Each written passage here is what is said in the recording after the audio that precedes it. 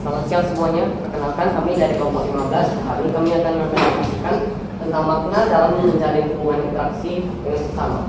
Perkenalkan, nama saya Jonathan. Nama saya Deklan. Nama saya Audrey. Nama saya Cinta. Dan nama saya Victoria. Salam sejahtera. Pertama saya akan menjelaskan pengertian. Hubungan melibatkan interaksi, saling mempengaruhi dan bergantung. Seperti dijelaskan Tams Jaya Kusuma 2001 ayat 25, bahwa hubungan melibatkan kegiatan yang mempengaruhi kegiatan lain. Dalam iman Kristen, hubungan dibangun atas dasar kasih Allah.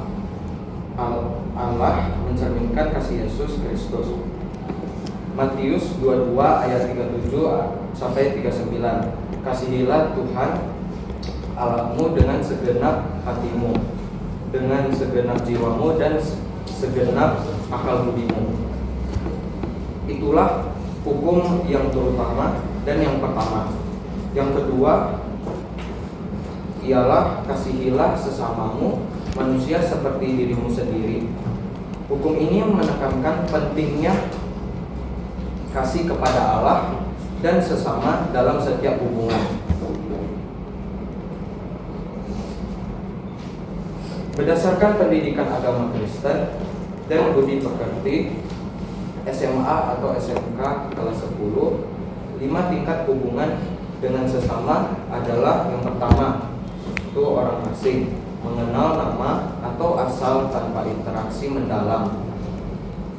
Kesan pertama penting. Yang kedua yaitu berkenalan, mulai saling menyapa dan berbicara atau tahap awal hubungan. Yang ketiga yaitu berteman, ada kesamaan minat atau aktivitas tetap tanpa keterikatan mendalam. Yang keempat yaitu berteman dekat, saling memahami, terbuka dan membangun kepercayaan. Yang terakhir yaitu kelima, bersahabatlah, hubungan paling kuat dan dukungan, kejujuran dan penerimaan. Sekian dari saya. Selanjutnya saya akan membahas manfaat dalam menjalin hubungan. Yang pertama yaitu kita dapat belajar dari keberagaman. Kita dapat lebih mengenal, menghormati, dan menghargai setiap perbedaan yang ada. Yang kedua yaitu kita dapat meningkatkan kesehatan mental kita. Kita dapat mengurangi rasa stres dan rasa kesepian kita.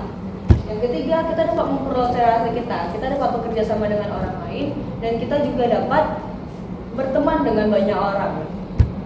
Dan yang keempat, kita dapat meningkatkan keterampilan sosial kita, seperti berkomunikasi, berempati, dan bekerja sama.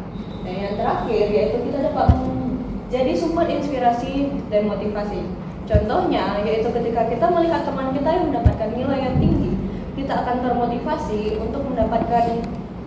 untuk belajar dan mendapatkan nilai yang sepertinya.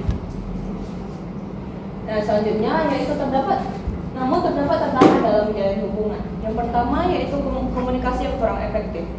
Jika kita memiliki komunikasi yang kurang efektif, akan terjadilah kesalahpahaman. Contohnya, A memberikan pesan kepada temannya, namun temannya ini tidak menjawab. A pun berpikir bahwa temannya mulai mengabaikannya, padahal kenyataannya temannya ini sedang sibuk sehingga tak dapat membalas, dan itulah yang menyebabkan kesalahpahaman.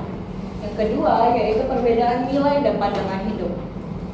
Contohnya yaitu ketika A merupakan orang yang sangat ambisius pada tujuan hidupnya, sedangkan B merupakan orang yang lebih santai. Dia lebih memilih untuk menjalin hubungan dengan orang lain dan keluarga. A yang melihat B, dia merasa bahwa temannya ini terlalu santai dan melihat bahwa temannya ini tidak fokus pada tujuan hidupnya. Sedangkan B merasa bahwa temannya ini terlalu fokus pada tujuannya sehingga melupakan tentang hubungan mereka. Dan yang ketiga yaitu adanya rasa kurang percaya pada satu sama lain.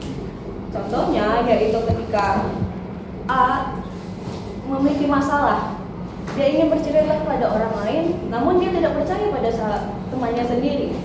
Dan hal itu membuat B temannya ini merasa bahwa dia itu telah diabaikan, dia telah dijauhi, sehingga terjadilah kerenggangan dalam hubungan mereka dan terjadi kesalahpahaman di antara mereka.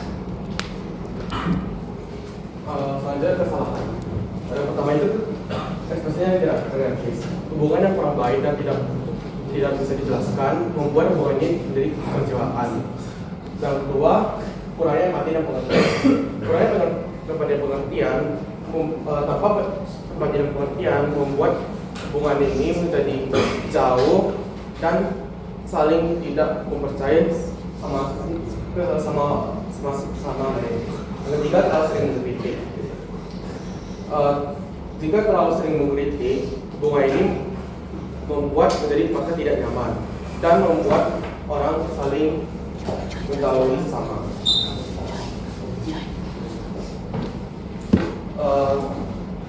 Pertama, itu ada 4 poin hubungan baik. Yang pertama itu definisi hubungan baik. Definisi hubungan baik adalah ketika sesama orang lain membuat orang itu terasa nyaman dan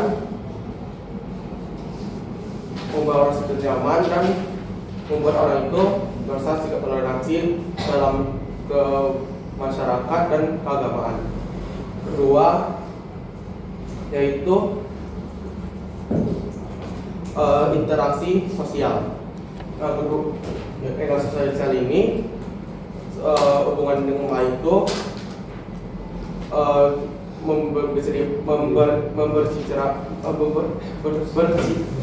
berceritakan dengan terbuka dan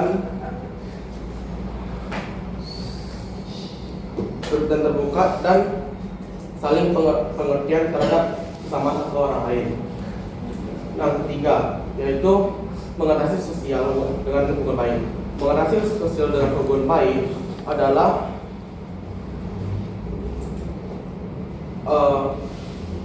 dalam hubungan baik tidak adanya mengatasi konflik. Mereka jika ada mengatasi konflik, mereka akan melakukan dengan bijaksana dan pengampunan terlebih dahulu. Yang keempat yaitu ciri-ciri hubungan baik. Ciri-ciri hubungan baik itu 7: saling menghormati, kepercayaan, kedua kepercayaan, ketiga komunikasi jujur, keempat empati, kelima kerjasama, keenam kesabaran, dan 7 pengampunan. Terima kasih. Dalam ajaran Kristus, seharusnya sebuah hubungan harus berdasar pada cinta kasih atau kasih yang diajarkan oleh Kristus. Hubungan yang berdasar kepada kasih bisa di dalam keluarga, antara teman, ataupun antara dengan Tuhan sendiri.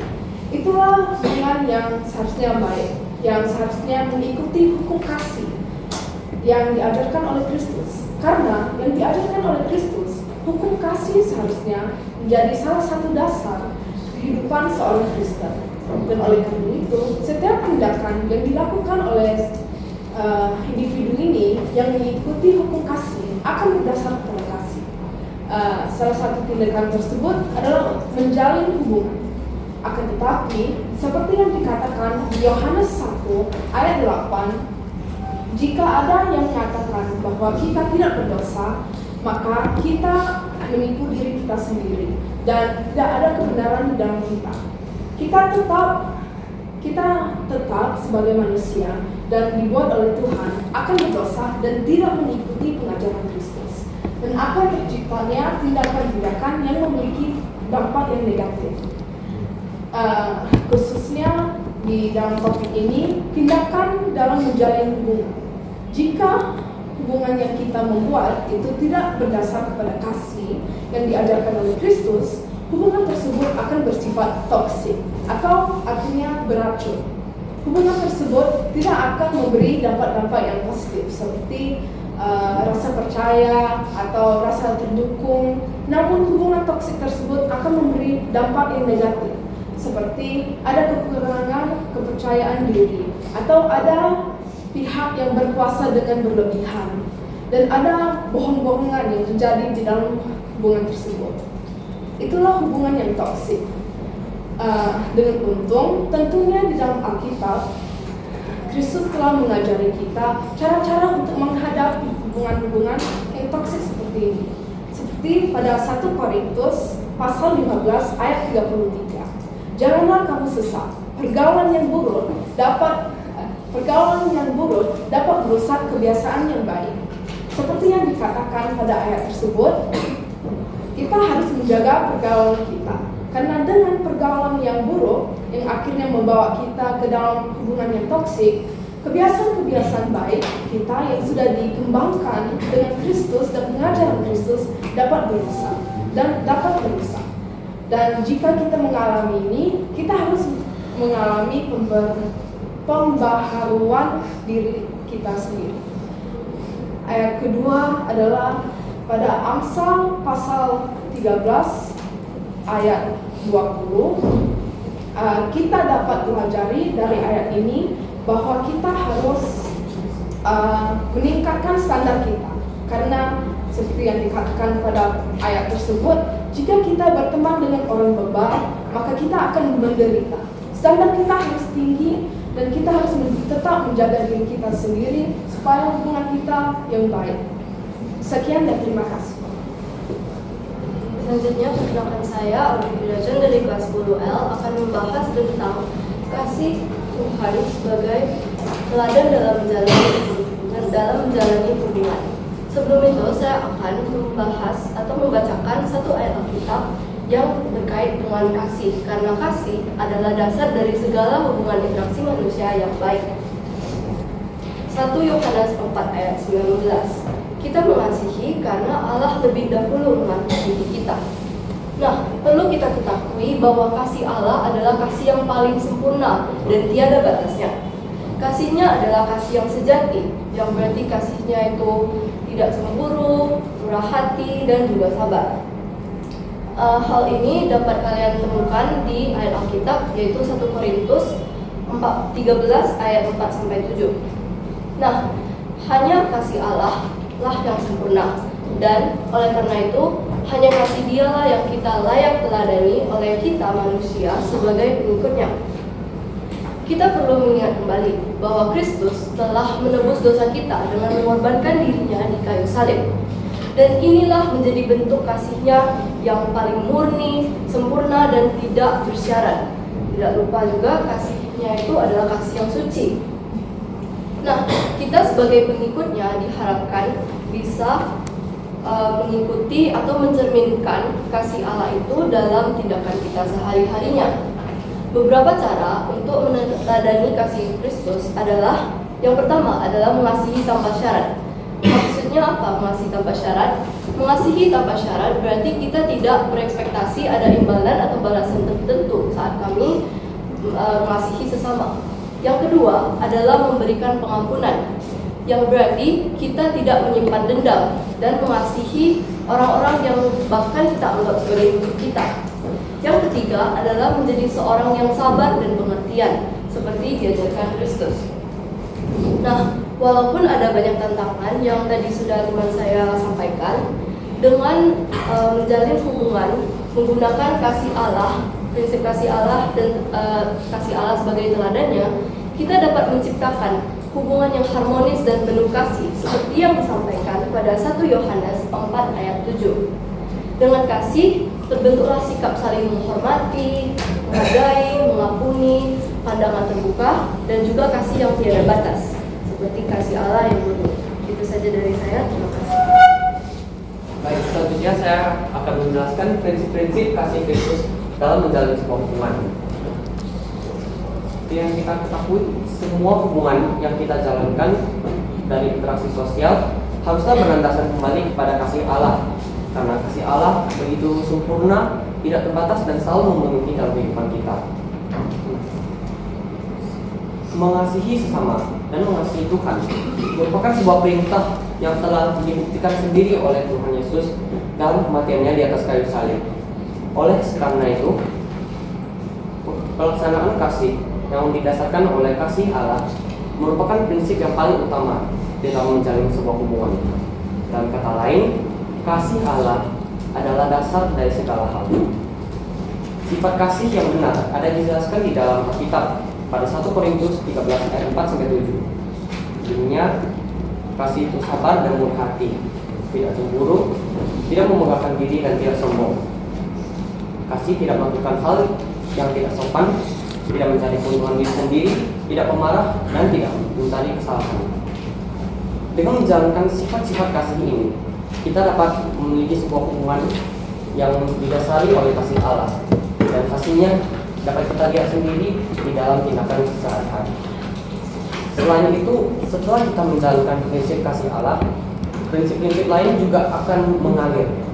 Contohnya, prinsip untuk saling mengampuni tanpa syarat, saling menghormati dengan tulus, dan juga salah satunya adalah prinsip untuk berkomunikasi dengan benar dan jujur terhadap sesama. Secara keseluruhan, setelah kita menjalankan kasih Allah di dalam kehidupan kita, hubungan kita bukanlah hanya dapat berjalan dengan baik, namun dapat bermakna dan bermanfaat bagi kehidupan kita. Contohnya, hubungan kita dapat memiliki sebuah rasa rendah hati, percaya diri, rasa yang saling tolong menolong, dan tentunya dapat beribadah kepada Tuhan dengan sungguh-sungguh. Semua ini hanya dapat didapatkan jika kita mendasarkan hubungan kita di dalam kasih Tuhan. Sekian dari bagian saya. Sekian dari kelompok kami. Terima kasih untuk mendengarkan presentasi kami.